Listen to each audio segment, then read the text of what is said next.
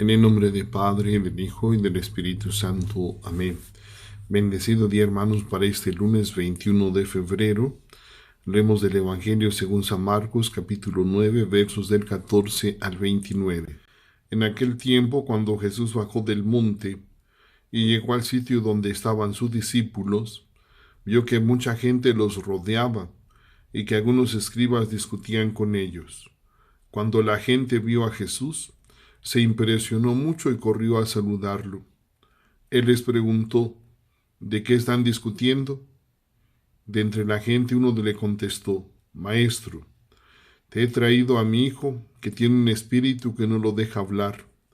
Cada vez que se apodera de él, lo tira al suelo, y el muchacho echa espumarajos, rechina los dientes y se queda tieso. Les he pedido a tus discípulos que lo expulsen, pero no han podido. Jesús les contestó: gente incrédula, ¿hasta cuándo tendré que estar con ustedes? ¿Hasta cuándo tendré que soportarlos? Tráiganme al muchacho. Y se lo trajeron. En cuanto el espíritu vio a Jesús, se puso a retorcer al muchacho y lo derribó por tierra y lo revolcó, haciéndolo echar espumarajos. Jesús le preguntó al padre: ¿cuánto tiempo hace que le pasa esto? Contestó el padre: desde pequeño, y muchas veces lo ha arrojado al fuego y al agua para acabar con él. Por eso, si algo puedes, ten compasión de nosotros y ayúdanos. Jesús le replicó: ¿qué quiere decir eso de si puedes? Todo es posible para el que tiene fe. Entonces el padre del muchacho exclamó entre lágrimas: creo, Señor, pero dame tú la fe que me falta. Jesús, al ver que la gente acudía corriendo, reprendió al espíritu inmundo diciéndole: espíritu mudo y sordo, yo te lo mando, sal de él y no vuelvas a entrar en él. Entre gritos y convulsiones violentas salió el espíritu. El muchacho se quedó como muerto, de modo que la mayoría decía que estaba muerto. Pero Jesús lo tomó de la mano, lo levantó y el muchacho se puso de pie.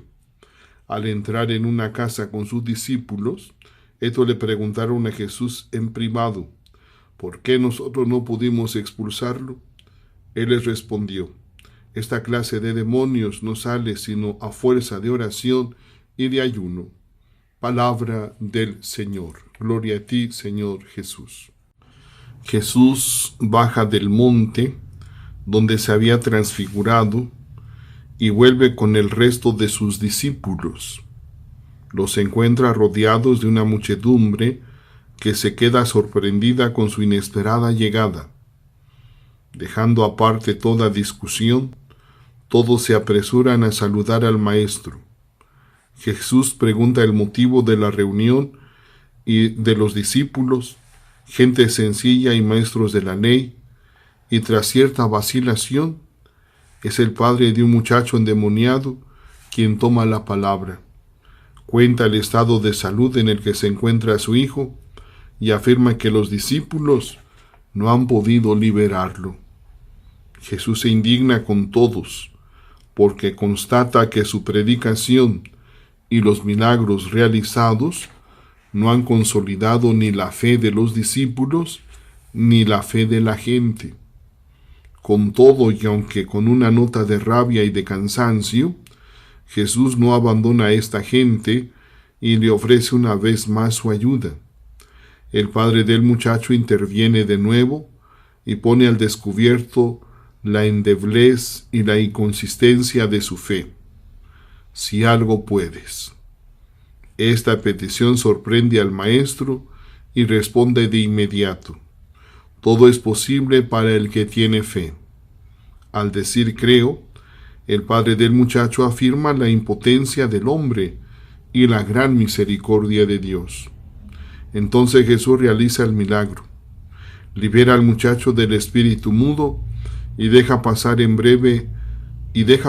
breve intervalo de tiempo, un espacio para que se manifieste la grandeza y el poder del amor. No, el muchacho no está muerto, está completamente libre.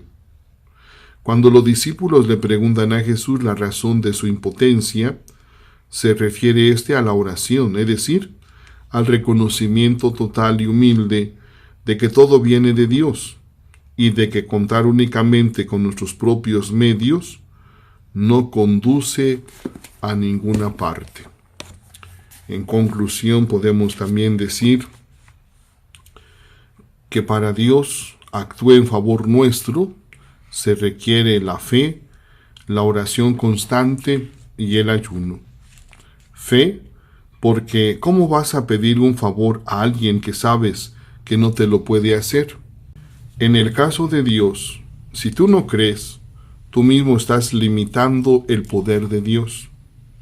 Él no actúa no porque no tenga el poder, sino porque tú no crees que Él pueda realizar lo que con tanta necesidad le pides. Oración, porque tienes que pedir abiertamente y con confianza lo que estás requiriendo. Ayuno, porque obtener de Dios la salud del espíritu supone un intenso trabajo de limpieza interior, la cual da fuerza para la recuperación, de modo que el espíritu vuelva al estado primigenio como Dios lo creó. ¿Cómo limpiarías un espíritu contaminado si no estuvieras más manchado que él? Pidámosle pues al Señor que aumente nuestra fe y que nos ayude precisamente a confiar plenamente en Él, pero también a ser personas de oración y en lo posible también ayunar para que vayamos fortaleciendo nuestra voluntad con la ayuda, con la gracia de Dios. Feliz día, hermanos.